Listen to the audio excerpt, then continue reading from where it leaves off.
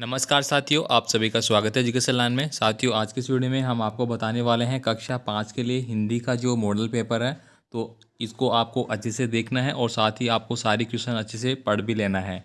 इसी तरह का पेपर आपका एग्ज़ाम में आने वाला है, जिससे कि आपकी तैयारी अच्छे से हो जाएगी। साथ ही आपसे रिक्वेस्ट होगी, आप चैनल पर नए हैं तो चैनल को सब्सक्राइब कर लीजिए और साथ ही वीडियो को लाइक कर दीजिए अगर नहीं किया है, और अपने दोस्तों को भी भेज दीजिए। चलिए अपन यहाँ पे बात कर लेते हैं कौन कौन से प्रश्न आपको पूछे गए हैं। यहाँ पे देखिए, पढ़ना, पढ़कर समझना और लिखना गद्य भाग से आपके कुछ प्रश्न हैं। इसमें हम पहले क्वेश्चन की बात करेंगे। स्वामी विवेकानंद ने ख्याति अर्जित की है, तो किसके लिए की है? इन्होंने शिकागो के विश्व धर्म सम्मेलन जो हुआ था, कब हुआ था? ये 1893 में। तब इन्होंने इसमें भाग लिया था और यहीं से इन्होंने क्या है, ख्याति अर्जित की थी, प्रसिद्धि प्राप्त की थी। आगे देखिए, कबड्डी से लाभ होते हैं। तो कबड्डी अगर आप खेलेंगे तो आपको क्या क्या लाभ होंगे? उत्तम स्वास्थ्य होगा, सुगठित शरीर होगा, मानवीय गुण होंगे और उपयुक्त सभी। तो सभी बातें होंगी। आप खेल खेलेंगे तो आपका स्वास्थ्य सही रहेगा और आपका शरीर कठोर मजबूत रहेगा और आपके अंदर गुण भी आएंगे। मानवीय लोगों से संपर्क करके किस तरह का व्यवहार किया जाता है। आगे देखिए, अगला क्वेश्चन यहाँ पे, भारत की किस सीमा पर जैसलमेर स्थित है? तो भारत की, अगर भारत का नक्शा इस तरह से बनाया जाए, ठीक है, तो ये आपका इस साइड में, यानी कि ये पूरब है, ये पश्चिम है। पश्चिम में क्या आता है? राजस्थान। ठीक है, तो राजस्थान के साथ ही आपका जैसलमेर है, राजस्थान में ही। तो ये किस साइड में आ गया? पश्चिम साइड में आ गया। तो अभी आपका करेक्ट आंसर है। आगे देखिए, आपको एक पंक्ति में जो प्रश्नों के उत्तर देने हैं उनके हम देखेंगे। यहाँ पे देखिए, पन्नाधाय पाठ की कठोर परीक्षा, ये आपके पाठ दिया गया है पन्नाधाय वाला।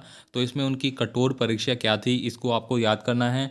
साथियों, आपको कक्षा 5 के लिए यहाँ पे पन्नाधाय का जो चैप्टर दिया गया है आपकी किताब में, जो पाठ दिया गया है, उसको आपको पढ़ लेना है। यहाँ से आपके प्रश्न आएंगे ही आएंगे। ठीक है, आगे देखिए, यहाँ पे स्वतंत्र भारत के गृह मंत्री बनने पर सरदार पटेल ने कौन कौन से कठिन कार्य किए? तो ये भी इम्पोर्टेंट हो गया। ठीक है, सरदार वल्लभ भाई पटेल वाला। इसके बाद मतदाता सूची में नाम कैसे दर्ज करें?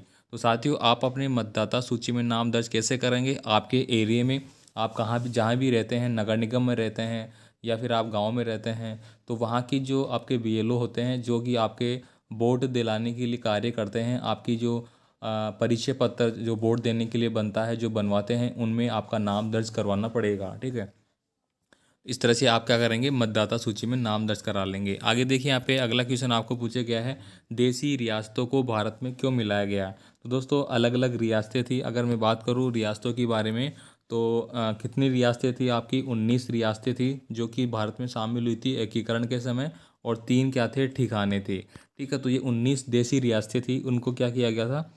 भारत में, पूरे भारत का निर्माण हुआ था 1947 में, जब भारत आज़ाद हुआ था, तो उस समय इनको क्या किया? मिलाया गया था। इनको मिलाने का कारण यही था कि भारत को एक अखंड और मजबूत बनाना था। बाकी पाकिस्तान अलग हो ही गया था। बाकी जो अलग अलग टुकड़े हो रखे थे छोटे छोटे रियासतों के, अगर उनको नहीं मिलाते तो उन पे दूसरा देश आक्रमण करके उनको अपने अंडर में ले लेता, और भारत देश पूरा जो आजकल आप नक्शा देखते हैं वो भारत का नहीं रह पाता। इसलिए उनको क्या किया? मिलाया गया। आगे देखिए, अगली प्रश्न, आपका अगला प्रश्न है, कीरत बारी ने किस वंश की आन बचाने को क्या काम किया है? यहाँ पे देखिए, खंड अ और खंड ब आपको मिलाने हैं। यहाँ पे देखिए, स्वर्ण नगरी, तो स्वर्ण नगरी जैसलमेर को कहते हैं, ये इसके मिला लिया। ठीक है, इसके बाद देखिए यहाँ पे शक्ति स्थल, तो शक्ति स्थल का मतलब वो है जहाँ पे क्या है, परमाणु परीक्षण किए जाते हैं, तो ये पोखरण में है और ये भी जैसलमेर में है। इसके बाद देखिए, रेत का समंदर, तो रेत का समंदर किसको बोलेंगे अपन? ठीक है, तो ये हो जाएगा आपका समगांव जैसलमेर ही हो जाएगा, और कदलीवन धाम ये सेवली में है। ठीक है, इस तरह से आपको इनको मिलाना पड़ेगा परीक्षा में।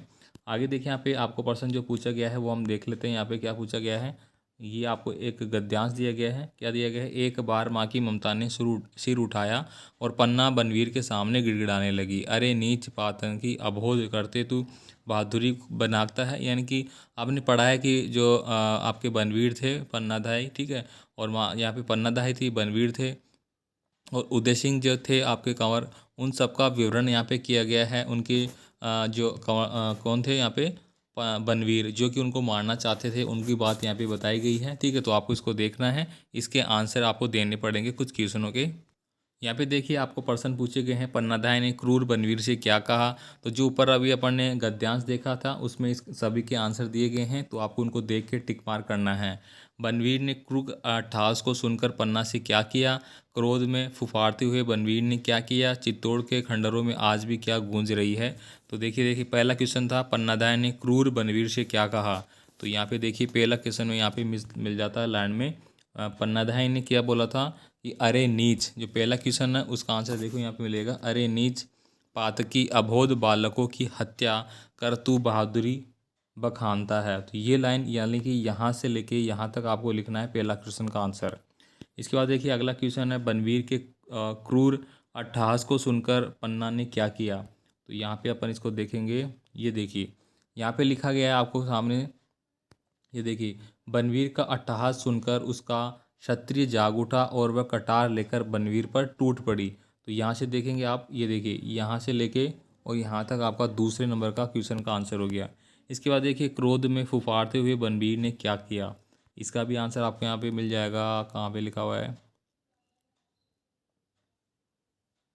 इसको आप पढ़ेंगे आगे। ये देखिए यहाँ पे इसका आंसर लिख जाएगा। देखिए क्रोध से फुफारते हुए उसने पलंग पर सोए बच्चे पर तलवार चला दी। ठीक है, तो ये आप यहाँ से लेके यहाँ तक लिखेंगे, इसको यहाँ से लिखेंगे यहाँ से। ठीक है, क्रोध से फुकारते हुए यहाँ से लेके और यहाँ तक आपको लिखना है बच्चे पर, जो सो रहा था पन्नादाय का बच्चा, उस पर उसने तलवार चला दी। ठीक है, ऐसे ही आपको अगला क्वेश्चन करना है। आगे देखिए यहाँ पे पढ़ना, पढ़कर समझना और लिखना पद वाक्य है अगला। किताबों में गुनगुनाते हैं तो बम, खेत, झरने और चिड़िया। तो किताबों में क्या गुनगुनाते हैं, बम थोड़ी गुनगुनाते हैं। ठीक है, खेत भी नहीं गुनगुनाते, झरने और चिड़िया। तो आपके पाठ के हिसाब से आपको देना है। किताबों में जो बात करें यहाँ पे चिड़िया की बात की गई तो चिड़िया गुनगुनाते हैं। ठीक है, झरने गुनगुनाते हैं, जैसे भी आपका है। आगे देखिए भारत के भरत से कवि का क्या तात्पर्य है।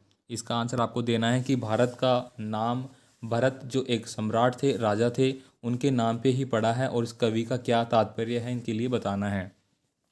आज़ादी के दिन तिरंगा हमें क्या याद दिलाता है। तो आज़ादी के दिन हमें तिरंगा, जो शहीद हुए थे लोग आज़ादी के लिए, उनकी याद दिलाता है, किस तरह से उन्होंने प्रयत्न किया भारत की आज़ादी के लिए, ये सब।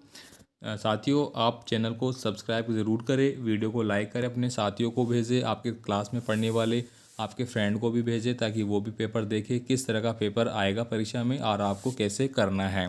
तो सारे इंपॉर्टेंट पर्सन है, इनको आपको अच्छे से पढ़ना ज़रूर है। आगे देखिए दिए गए शब्दों से आपको क्या करना है, सही शब्द का चुनाव करना है। यहाँ पे आपको पूछा गया है, ये सारे जो यहाँ पे दिखाई दे रहे हैं आपको, ये सब आपको इसमें भरना है। मन भावों से भर जाता है, माँ की खालिस्तान है। तो यहाँ पे क्या है, मन भावों से कब भर जाता है, तो माँ की इसमें क्या हो जाती है, जय जयकार है। दिवाली पर दीपदान, ठीक है, खील पतासे है।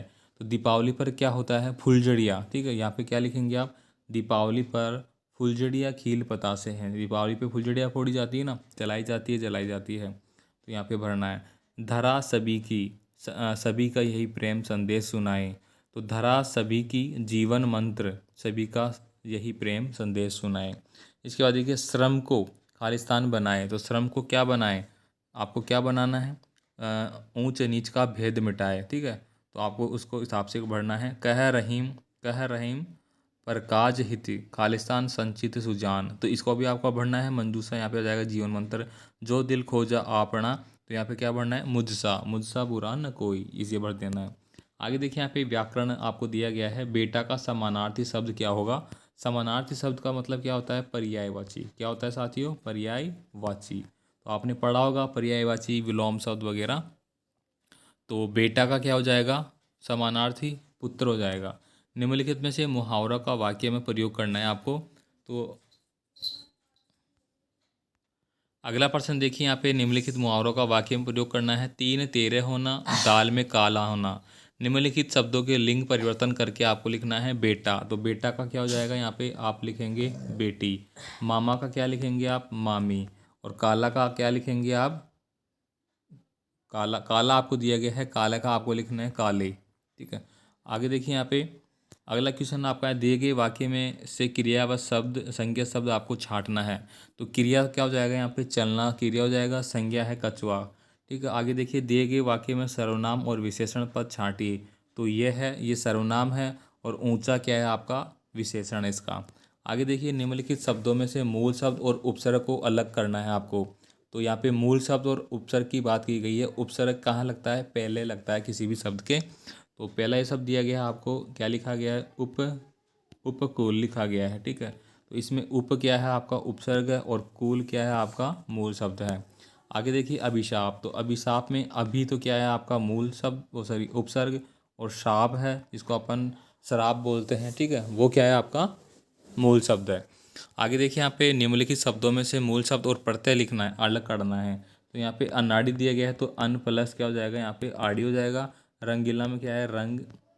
रंग प्लस ईला हो जाएगा। आगे देखिए यहाँ पे अगला शब्द आपका आता है, दो छात्राओं के मध्य संवाद, वो आपको लिखना है। निम्नलिखित में से किसी एक कहानी को कल्पना के आधार पर लिखिए।